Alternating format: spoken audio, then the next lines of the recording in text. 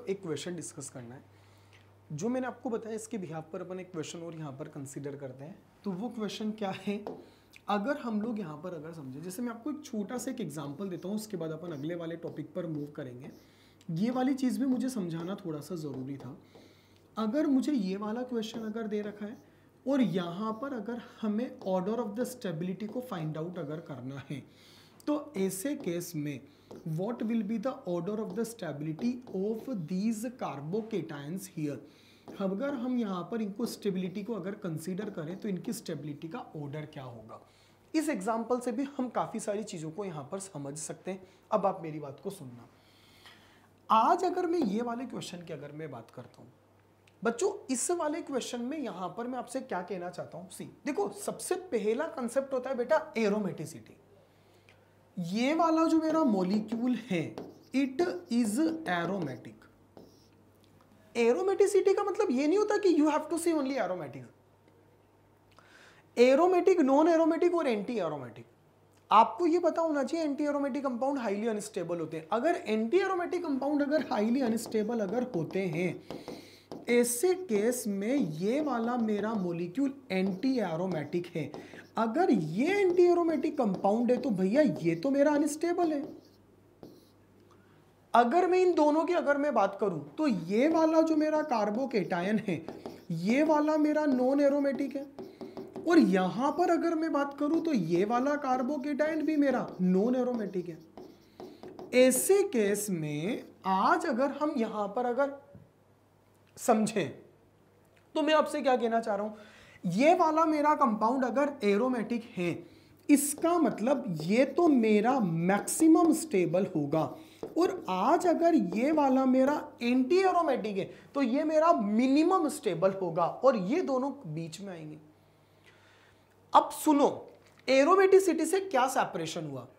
Aromaticity से मुझे पता लग गया, suppose I will consider this one as a A, इसको मैं बी मानूंगा, इसको मैं सी, और इसको अगर मैंने डी माना, तो मुझे क्या पता लगा बच्चों, ए वाला जो है ये ए वाला मेरा मैक्सिमम स्टेबल है, ए वाला मेरा मैक्सिमम हो गया, और बी वाला मेरा मिनिमम स्टेबल है, तो बी वाला मेरा मिनिमम स्टेबल हो गया, और ये सी और मेरा डी है। अगर ये और सी और मेरा डी है तो एक मैक्सिमम स्टेबल है और एक मेरा मिनिमम स्टेबल है। अगर एक हमारा मैक्सिमम स्टेबल होगा और दूसरा अगर हमारा मिनिमम स्टेबल अगर होगा, अब बात आती है सी और डी में कौन ज्यादा स्टेबल है। अब आप देखना, ये भी नॉन एरोमेटिक, ये भी नॉन एरोमेटिक, लेकिन इस वाले कंपाउंड में रेजोनेंस हो रहा है, इस वाले कंपाउंड में रेजोनेंस नहीं हो रहा। हमने क्या बोला था, जो रेजोनेंस करेगा that will B comparatively more stable, और जो नहीं करेगा वो कम स्टेबल। तो हमारा आंसर क्या होगा, ए आएगा, ए के बाद में सी आएगा, सी के बाद में डी आएगा, और डी के बाद में हमारा बी आएगा, and this is the order of the stability. तो आप सबसे पहले अपने दिमाग में से ये वाला एग्जाम्पल मेरा देने का मेन पर्पस क्या था, इस एग्जाम्पल को देने का मेरा मेन पर्पस बच्चों ये था कि मैं आपको ये समझाना चाह रहा हूं कि आप अपने दिमाग में से सबसे पहले ये थॉट तो निकालो कि अगर कोई रेजोनेंस अगर करेगा तो that would be the most stable. No, anti aromatic compound represent the resonance, after that they are unstable species. तो आपको जो पहला फैक्टर आप लोग एरोमेटिसिटी कंसीडर करते हो ना, उसके अंदर aromaticity, non aromaticity, anti aromaticity के बिहाफ पर आपको सेपरेशन करना है और अपने आंसर को जस्टिफाई करना है। एरोमेटिक कंपाउंड मैक्सिमम स्टेबल होते हैं, anti aromatic compound minimum stable होते हैं। तो ये मेरा मैक्सिमम हो गया, वो मेरा मिनिमम हो गया, they will come between the maximum और मिनिमम। अब now they will come between the maximum और minimum, how you will find out the answer, वो आप निकालोगे on behalf of the non aromaticity, resonance और रेजोनेंस के बिहाफ पर आप इस तरीके से निकाल सकते हो। तो कभी भी अगर आपको आंसर को निकालना हो तो आप इस बिहाफ पर जस्टिफाई कर सकते हो। तो ये हमारे कार्बोकेटाइन की स्टेबिलिटी के ऑर्डर था। अब हम लोग यहां पर एक चीज आते हैं, स्टेबिलिटी ऑफ कार्बेनाइन। अब बच्चों यहां पर कुछ भी नया नहीं है। जो लॉजिक्स आप लोगों ने केटाइन में यूज में लिए, जो लॉजिक्स आप लोगों ने कार्बोकेटाइन की स्टेबिलिटी के अंदर कंसीडर करा, same thing you have to do here. अब आपको यहां पर कुछ भी नया नहीं है, बस इतना सा ध्यान रखना है, अगर मेरा कोई कार्ब एनायन है तो वो कार्ब एनायन इलेक्ट्रॉन रिच है।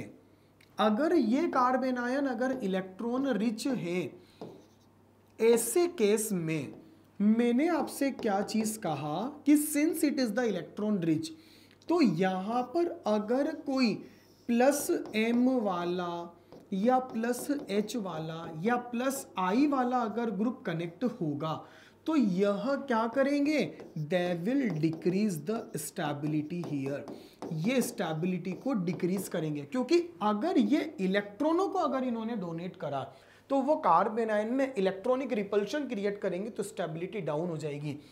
जबकि उसी कार्बन आयन से आज अगर मान लो आपका -m या -h या -i वाला ग्रुप अगर कनेक्टेड है तो ये मेरे स्टेबिलिटी को क्या करेंगे, इनहेंस कर देंगे।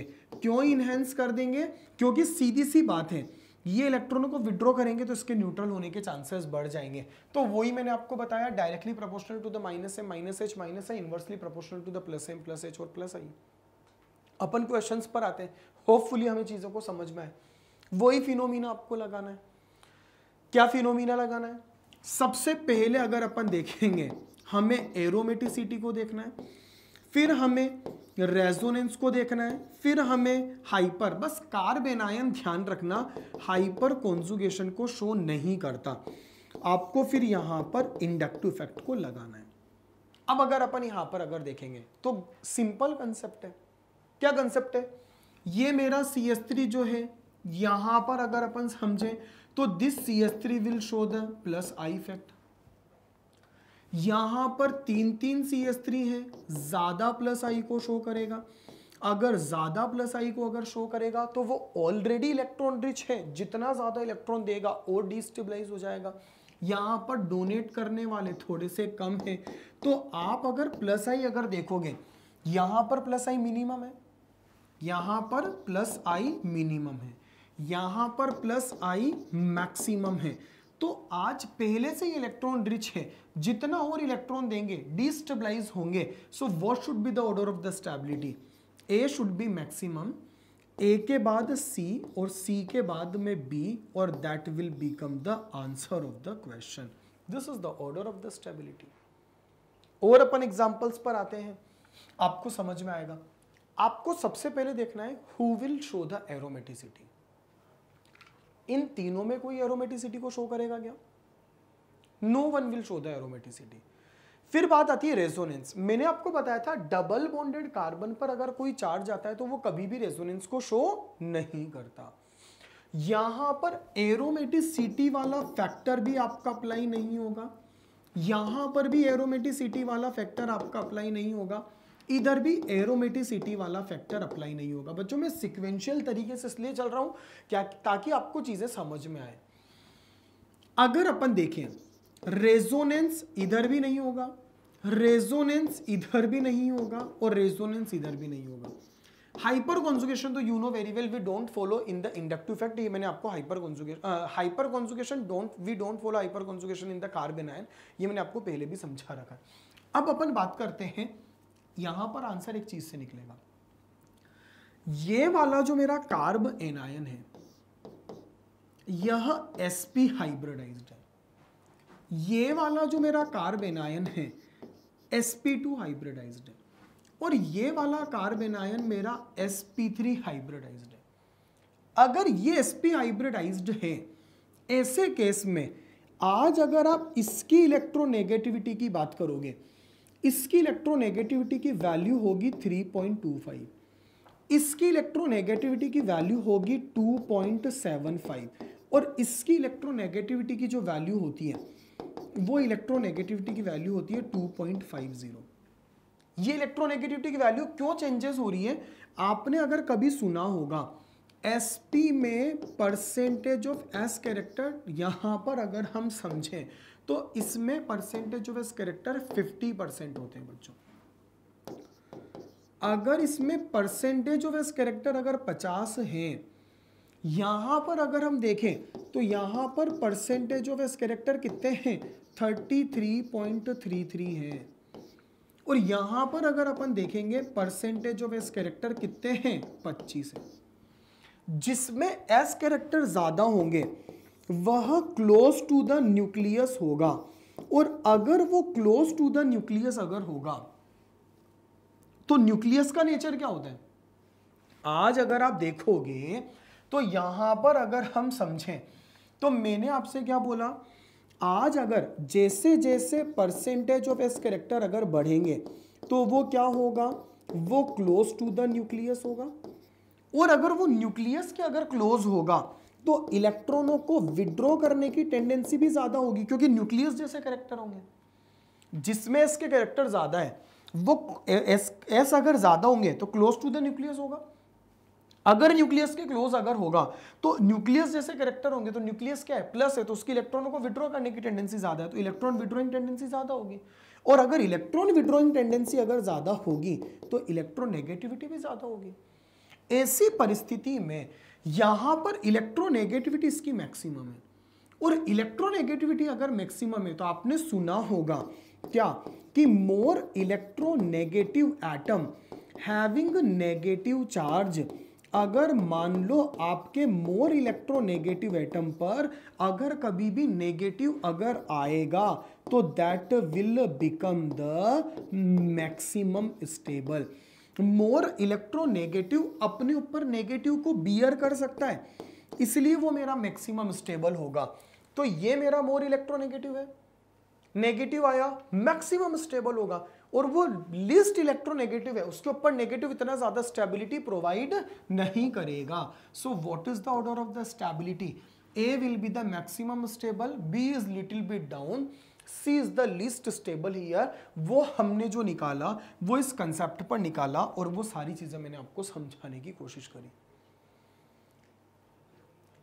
ट्रिपल बॉन्डेड कार्बन पर नेगेटिव फेवरेबल होता है, लेकिन ट्रिपल बॉन्डेड कार्बन पर पॉजिटिव हमेशा अनस्टेबल होता है। तो आपको ये वाली चीज को ध्यान रखना है। अगर अपन अगले वाले क्वेश्चन की बात करें, अगले वाले क्वेश्चन को अपन कैसे समझेंगे बच्चों? हैलोजन से। मैंने आपको बता रखा है, मैंने आपसे क्या बोला, इन केस ऑफ हैलोजन। आज अगर हम लोग अगर हैलोजन की बात करें, in case of halogen only I effect dominating. आज अगर हैलोजन के केस में आई इफेक्ट अगर डोमिनेटिंग अगर होगा तो आज ये क्लोरीन का बड़ा माइनस आई लगेगा क्योंकि मेटा पोजीशन पर है, जबकि पेरा पर है तो थोड़ा छोटा माइनस आई। और यहां पर अगर अपन देखें तो कोई ग्रुप ही कनेक्टेड नहीं है, ज्यादा विड्रॉइंग वाले नेगेटिव को स्टेबलाइज करेंगे। तो यहां पर हमारा आंसर आएगा बी, बी के बाद में आएगा ए और ए के बाद में हमारा आंसर आ जाएगा सी, क्योंकि हम हैलोजन में हम क्या करते हैं, आई इफेक्ट को ही कंसीडर करते हैं। हमने केवल आई देखा, बेंजीन CH2 नेगेटिव सब में कॉमन है, आई के बिहाफ पर जो जितना आई करेगा माइनस आई शो करेगा वो उतना मैक्सिमम स्टेबल होगा, हमारा आंसर उस बिहाफ पर आ जाएगा। अगर अपन यहां पर अगर देखें, अब देखना अपन इस वाले क्वेश्चन को देखते हैं। नेगेटिव में सबसे पहले तो आप देखो एरोमेटिसिटी किसी में है क्या? ये कौन है?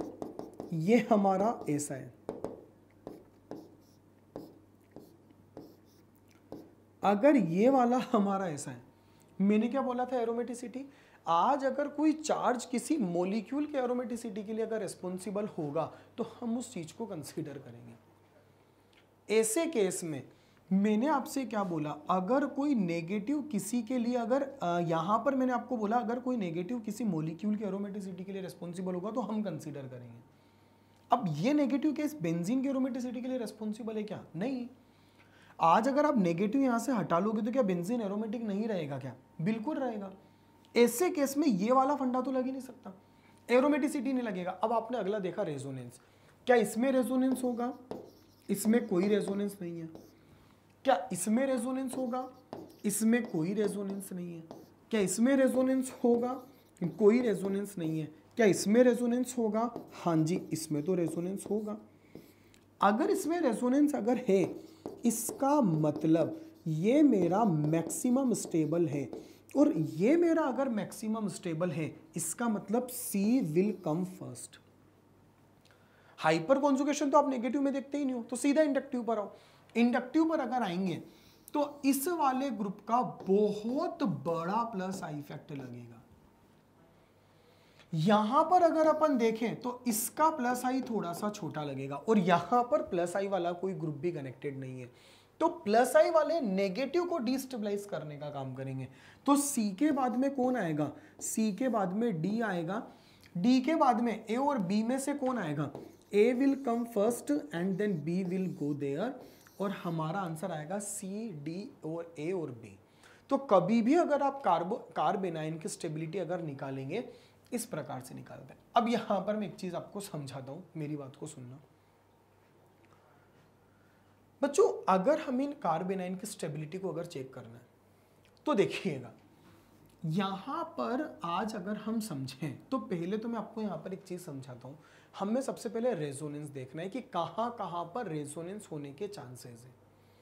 अगर आप रेजोनेंस अगर देखना चाहते हो तो ऐसे केस में यहां पर अगर आप देखोगे तो यह CH2 पर नेगेटिव चार्ज है, इधर मेरा क्लोरीन है, और क्लोरीन का कॉन्फ़िगरेशन क्या होता है 1s2 2s2 2p6, और यहां पर 3s2 3p5 और 3d0।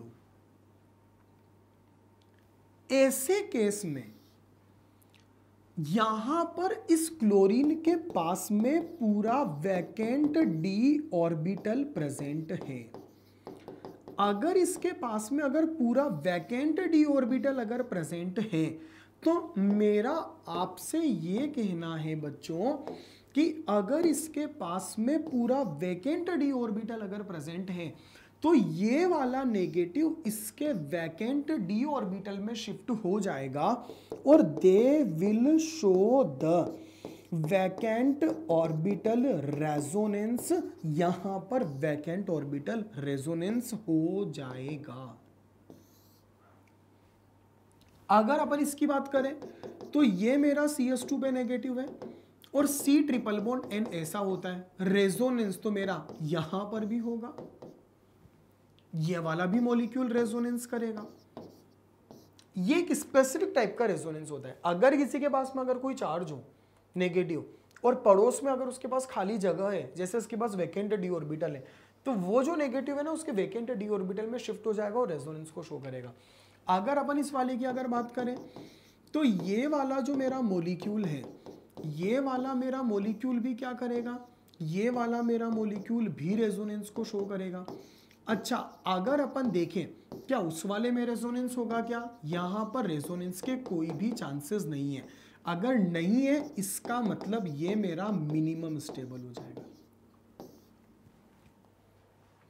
अब सुनना, मुझे पता लग गया वो मेरा मिनिमम स्टेबल है, इसमें भी रेजोनेंस है, इसमें भी रेजोनेंस है, इसमें भी रेजोनेंस है। अब हम आंसर को कैसे जस्टिफाई करेंगे?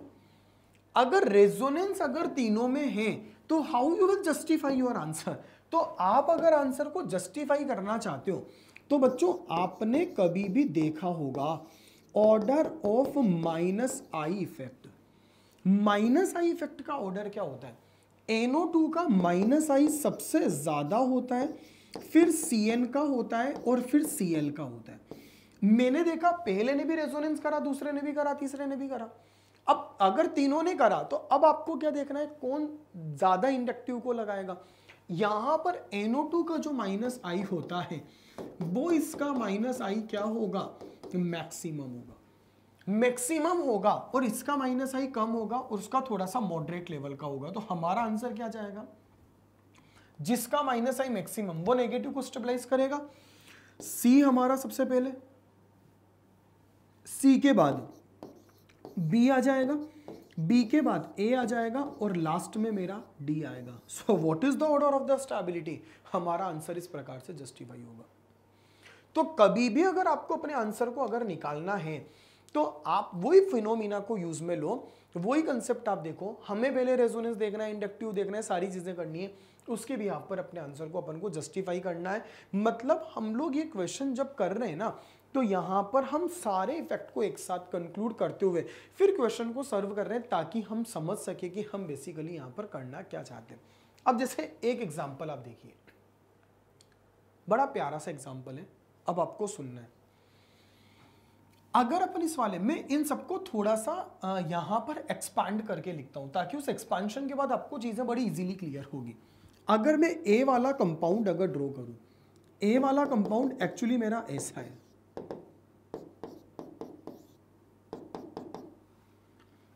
अगर मैं बी वाले को अगर ड्रॉ करूं तो बी वाला जो मेरा मॉलिक्यूल है वो ऐसा है।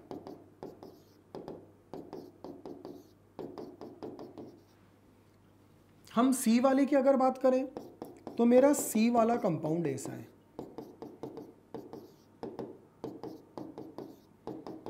और अगर अपन डी वाले की अगर बात करें तो डी वाला कंपाउंड मेरा ऐसा है।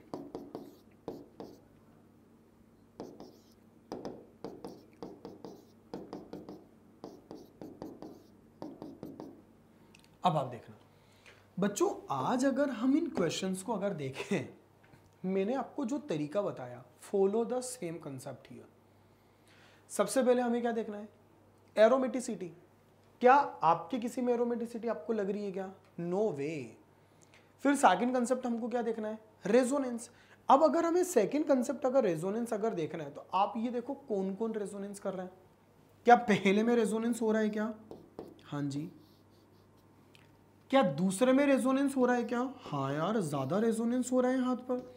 अगर अपन देखेंगे तो इधर और ज्यादा रेजोनेंस है।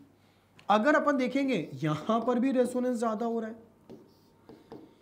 और अगर अपन तीसरे की बात करें, ये वाला नेगेटिव इधर भी रेजोनेंस, ये वाला नेगेटिव इधर भी रेजोनेंस, और ये वाला नेगेटिव तो इधर भी रेजोनेंस। अब आप बताओ सबसे मैक्सिमम रेजोनेंस किसमें हो रहा है? अगर हम देखें तो मैक्सिमम रेजोनेंस तो इसमें हो रहा है। मिनिमम रेजोनेंस किसमें हो रहा है? अगर अपन देखें तो मिनिमम रेजोनेंस इसमें हो रहा है। और इन दोनों में क्या हो रहा है? इन दोनों में इससे तो कम हो रहा है और इससे ज्यादा हो रहा है, और दोनों में रेजोनेंस बराबर है। इससे क्या कंक्लूजन निकला? इसमें रेजोनेंस अगर मैक्सिमम है, इसमें रेजोनेंस अगर मिनिमम है, इसका मतलब तो ये हुआ बच्चों कि आज अगर हम यहां पर अगर देखें तो कंक्लूजन क्या निकलता है? कंक्लूजन तो ये निकलता है कि डी वाला जो होगा that will be the maximum stable. और आज अगर हम देखें ये वाला तो मेरा मैक्सिमम स्टेबल होगा, और अगर हम देखें ए वाला जो होगा, ए वाला हमारा मिनिमम स्टेबल होगा। ऐसी परिस्थिति में ये मेरा और स्टेबिलिटी होगी। अब बात आती है बी और सी की। यहां पर कौन ज्यादा रेजोनेंस? दोनों में बराबर रेजोनेंस। अब दोनों में जब बराबर रेजोनेंस है तो अब आपको एक चीज को देखना है। एक चीज को क्या देखना है? यहां पर ये जो मेरा CH3 है, आपको इस CH3 के नेचर को देखना है। ये CH3 प्लस आई इफेक्ट लगाता है, यहां पर ये वाला CH3 भी प्लस आई इफेक्ट को लगाएगा। जबकि यहां पर अगर अपन देखें तो ऐसे केस में इन H का जो आई इफेक्ट होगा दैट विल बी द 0। तो ये CH3 मेरा अगर आई लगाएगा, ये भी अगर मेरा आई अगर लगाएगा, ऐसी परिस्थिति में ये क्या करेंगे? इस नेगेटिव पर इलेक्ट्रॉनों की डेंसिटी को इंक्रीज करेंगे, और that is the reason that will become comparatively less stable. जबकि यहां पर एटलीस्ट कोई इलेक्ट्रॉन डोनेट तो नहीं कर रहा है ना भाई। First criteria was the resonance. According to the resonance, मुझे पता है having the maximum resonance, having the minimum resonance, तो मैंने सेपरेशन करा, D is maximum stable, A is minimum stable। अब बात आती है B और C की। अगर B और C की अगर बात आ रही है तो B और C में रेजोनेंस इक्वल है। तो यहां पर अगर देखें, मैं यहां पर लिख देता हूं रेजोनेंस इक्वल इन बोथ। अगर दोनों में अगर रेजोनेंस अगर इक्वल है तो आप आई लगाओ, CH3 प्लस आई को शो करेगा, जबकि यहां पर हाइड्रोजन है, हाइड्रोजन का इफेक्ट 0 होता है। तो उस परिस्थिति में मैंने आपसे क्या बोला? जहां पर प्लस आई इफेक्ट लगेगा वो प्लस आई वाला नेगेटिव को क्या करेगा? नेगेटिव को डिस्टेबलाइज करेगा। तो मेरा C वाला जो होगा वो आगे आ जाएगा, C के बाद में B आएगा, और लास्ट में आपका A आएगा। That will become the order of the stability. तो आप कहीं ना कहीं एक चीज फील कर पा रहे होंगे कि हमने जो कार्बोकेटाइन की स्टेबिलिटी को डिस्कस करा ना, the same type of the question we are doing here, but the one and only difference is that बस आपको ये देखना है कि डोनेट करने वाला हमारी स्पीसीज को स्टेबल करेगा कि अनस्टेबल करेगा। हम अगले एग्जाम्पल पर आते हैं। अब आप अगला एग्जाम्पल देखो, सेम कंसेप्ट है। जैसे आप लोगों ने कार्बोकेटाइन में क्या बोला था, at first in the benzylic carbocation हम लोग रेजोनेंस इफेक्ट को देखते हैं, जो कि ऑर्थो पेरा पर लगेगा, मेटा पर नहीं लगेगा, मेटा पर केवल लगेगा तो आई लगेगा। एक बार आप रेजोनेंस देख लो, उसके बाद आई, सेम फिनोमिना है। अब आप देखो, ऑक्सीजन के पास क्या है, लोन पेयर है। अगर आपके ऑक्सीजन के पास में अगर लोन पेयर है, ऐसे केस में ये मेरा ऑक्सीजन क्या करेगा, प्लस एम इफेक्ट को अप्लाई करेगा, यानी इलेक्ट्रॉनों को क्या करेगा, डोनेट करेगा। अगर इलेक्ट्रॉनों को अगर डोनेट करेगा, प्लस एम इफेक्ट अगर लगाएगा, NO2 क्या करता है, NO2 माइनस एम इफेक्ट लगाएगा, डोनेट नहीं करेगा। ये तो अपने इलेक्ट्रॉनों को डोनेट कर रहा है, जबकि ये इलेक्ट्रॉनों को क्या करेगा, विड्रॉ करेगा। CH3 है, CH3 आई इफेक्ट को रिप्रेजेंट करेगा और यहां कुछ नहीं है। अब आप सोचना, वो ऑलरेडी इलेक्ट्रॉन रिच है। आज अगर ये ऑलरेडी अगर इलेक्ट्रॉन रिच है और अगर इस रिच वाले को अगर कोई इलेक्ट्रॉन डोनेट करेगा, अगर इस रिच वाले को अगर कोई इलेक्ट्रॉन देगा, तो आपको ऐसा नहीं लगता कि इनमें रिपल्सिव फोर्सेस लगेंगे, और रिपल्सिव फोर्सेस लगेंगे तो स्टेबिलिटी क्या होगी, कम हो जाएगी। जबकि ये विड्रॉ कर रहा है, अगर ये विड्रॉ कर रहा है मतलब इसको देना पड़ेगा, देना अगर पड़ेगा तो वो न्यूट्रल हो जाएगा, अगर वो न्यूट्रल हो जाएगा तो they will become comparatively more stable. तो आज अगर आप देखो, मैंने शुरू में क्या बोला था, डोनेट करने वाले डिस्टेबलाइज करेंगे, विड्रॉ करने वाले स्टेबलाइज करेंगे। आप सोचो, देने में तो CH3 भी दे रहा है, लेकिन आप खुद सोचिए ना, जितना वो CH3 देगा उतना क्या ये दे पाएगा। वो तो लोन पेयर का लोन पेयर डोनेट कर रहा है, ये तो केवल इंडक्टिव शो कर रहा है। तो who should be the most stable, withdrawing group हमेशा नेगेटिव को स्टेबल करते हैं, तो हमारा C वाला मैक्सिमम स्टेबल होगा। अब C के बाद में हमारा A वाला आ जाएगा, A के बाद में हमारा B वाला आएगा, और B के बाद में हमारा मिनिमम स्टेबल D वाला होगा। ये हमारा मैक्सिमम स्टेबल होगा और ये हमारा मिनिमम स्टेबल होगा, और इसके बिहाफ पर हमारा आंसर इस प्रकार से कंसीडर होगा। तो कभी भी अगर आपको कार्बोकेटाइन की अगर स्टेबिलिटी को अगर डिस्कस करना हो, तो how you will compare the stability of carbocation और कार्बोएनायन, इस प्रकार से आप कर सकते हो। तो आपको ये चीज समझने की है, हम लोगों ने पढ़ा है ना, मैंने आपको स्लाइड के फर्स्ट में एक चीज समझा दी थी कि बच्चों आज अगर आप कभी भी अगर बात करोगे, डोनेट करने वाले हमेशा एनायन को डिस्टेबलाइज करेंगे क्योंकि वो इलेक्ट्रॉनिक रिपल्सिव फोर्सेस क्रिएट करेंगे, विड्रॉ करने वाले स्टेबल करेंगे। तो आज आप अगर इस क्वेश्चन की अगर बात करोगे, तो ये मेरा इलेक्ट्रॉन विड्रॉइंग नेचर को शो कर रहा है। अगर ये मेरा इलेक्ट्रॉन विड्रॉइंग नेचर को अगर शो कर रहा है, तो ये इलेक्ट्रॉन विड्रॉइंग नेचर क्या करेगा, स्टेबिलिटी प्रोवाइड करेगा।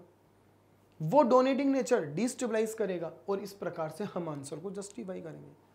अगर अपन यहां पर इस वाले क्वेश्चन को अगर देखें, हैलोजन के केस में हमें केवल -I इफेक्ट को लगाना है, लेकिन NO2 के केस में मैं -M इफेक्ट को लगाऊंगा।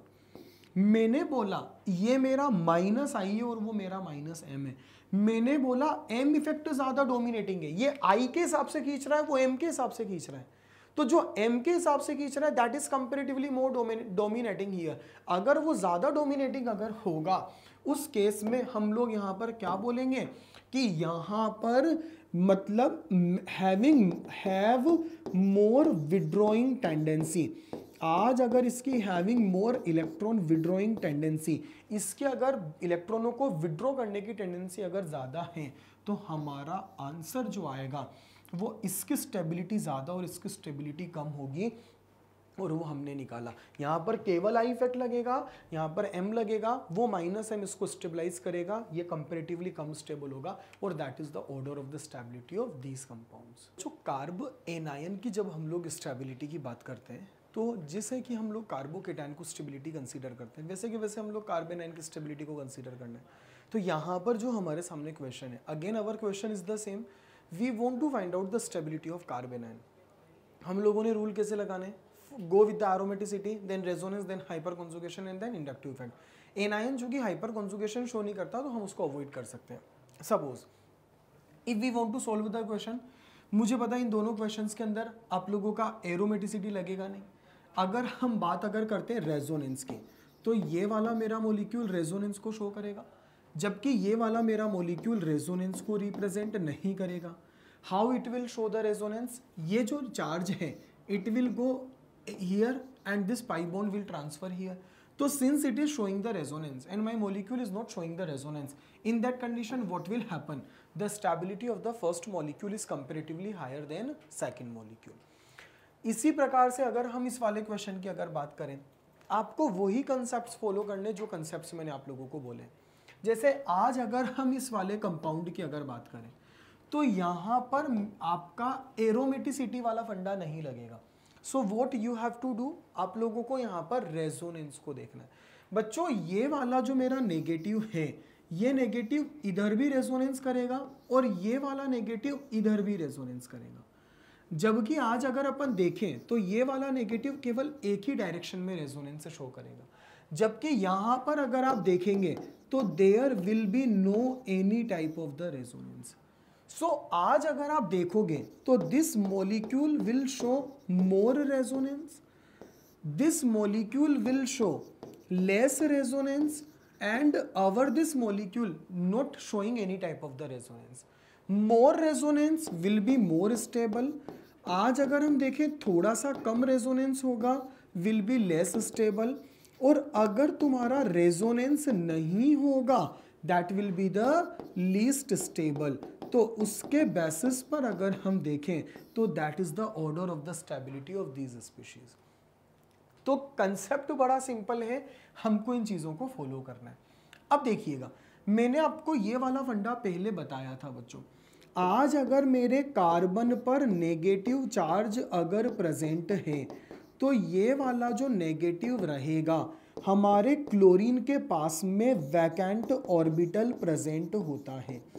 आज अगर हमारे क्लोरीन के पास में अगर वेकेंट ऑर्बिटल अगर प्रेजेंट होगा, कौन सा वेकेंट ऑर्बिटल प्रेजेंट होता है? आज अगर आप क्लोरीन का कॉन्फ़िगरेशन अगर लिखेंगे तो it is considered as 1s2 2s2 2p6। यहाँ पर अगर अपन देखें तो that will be considered as a 2p6। फिर हम यहाँ पर अगर समझेंगे तो that is known as the 3s2 and 3p5 and 3d0। तो आज अगर आप क्लोरीन के अगर यहाँ पर कॉन्फ़िगरेशन को अगर देखेंगे तो क्लोरीन के कॉन्फ़िगरेशन में पूरा d ऑर्बिटल वैकेंट है। आज अगर क्लोरीन के कॉन्फ़िगरेशन में अगर पूरा d ऑर्बिटल अगर वैकेंट है तो ये वाला जो नेगेटिव होगा, ये नेगेटिव रेजोनेंस करता करता करता इसके वैकेंट d ऑर्बिटल में पहुंच जाएगा और ये वाला जो मेरा कंपाउंड है it will show vacant d orbital resonance. आज ये वाला मेरा vacant d orbital resonance show करेगा। अगर हम इसकी बात करें तो ये वाला जो नेगेटिव है again it will show the resonance. How it will show the resonance? अगर मैं इसको प्रॉपरली अगर ड्रॉ करूं तो how you will show the structure here. आज अगर हम देखें तो मेरा ये वाला जो कंपाउंड होगा ये कैसे रेजोनेंस को रिप्रेजेंट करेगा? आज अगर आप देखोगे तो ये यहाँ पर जाएगा, ये वाला बॉन्ड इधर जाएगा, ये वाला बॉन्ड इधर जाएगा और ये वाला बॉन्ड इधर चला जाएगा। तो ओवरऑल रेजोनेंस इसमें भी हो रहा है ना। ये नेगेटिव को मेरा क्लोरीन भी एक्सेप्ट कर रहा है, मेरे नेगेटिव को NO2 भी एक्सेप्ट कर रहा है, जबकि यहाँ पर कोई ग्रुप नहीं है। Since no group is there तो केवल बेंजीन के साथ रेजोनेंस होगा, वो तो सब में ही हो रहा है। लेकिन अगर हम NO2 और Cl की बात करें तो उनमें और ज्यादा रेजोनेंस हो रहा है, रेजोनेंस एक्सटेंड हो गया। ऐसे केस में रेजोनेंस ये भी कर रहा है, रेजोनेंस ये भी कर रहा है। तो उसके बाद में हम क्या देखेंगे कि -I इफेक्ट जो होता है वह NO2 का ज्यादा होता है क्लोरीन से। हालांकि अगर अपन देखें तो रेजोनेंस कहीं ना कहीं NO2 वाले में और ज्यादा होगा। NO2 का -M भी पावरफुल होता है, तो -I भी NO2 का ज्यादा होता है। और -M की बात करें तो -M की अगर हम बात करें तो वो भी NO2 से ज्यादा होता, NO2 का ज्यादा होता है क्लोरीन से। ऐसे केस में अगर आप स्टेबिलिटी की बात करोगे तो your B will be the maximum stable, then A will be there, and finally C will come here. तो कभी भी अगर आप ऑर्डर ऑफ स्टेबिलिटी की बात करोगे तो हमारा आंसर आएगा। हमने कैसे जस्टिफाई करा भाई, NO2 हमारा रेजोनेंस कर रहा है, रेजोनेंस यहां पर भी हो रहा है, यहां पर भी हो रहा है और वहां पर भी हो रहा है, लेकिन तीनों में फर्क क्या है? देखो, बेंजीन के साथ CS2-, बेंजीन के साथ CS2-, बेंजीन के साथ CS2- इज कॉमन। अब NO2 की विड्रॉइंग टेंडेंसी ज्यादा होती है रादर देन क्लोरीन, तो NO2 will be the most stable then chlorine और then your normal compound will come, that is basically structure number C। तो ऐसे हम लोग स्टेबिलिटी को कंपेयर कर सकते हैं।